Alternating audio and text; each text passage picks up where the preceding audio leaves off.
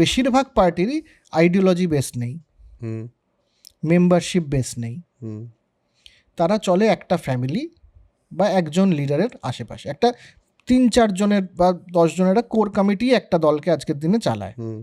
অর্গানাইজেশনগুলো খুব খারাপ হয়ে গেছে পার্টি, সব পার্টির অ্যাক্রস। তো কাজেই নমিনেশন পাওয়া এর জন্য খরচা করতে হয়।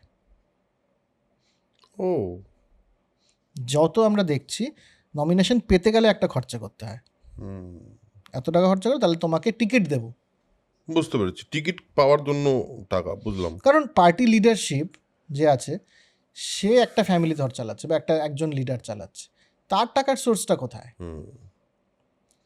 এবং সে বুঝবেই বা কী করে যে এ খরচা করতে পারবে? ঠিক। তো নমিনেশনের জন্য প্রথমত খরচা হলো, তারপর এই যে একটা ক্যাম্পেনের জন্য একটা আর্মি দরকার, লোকবল তো দরকারি। এটা তো ক্যাডার নয়,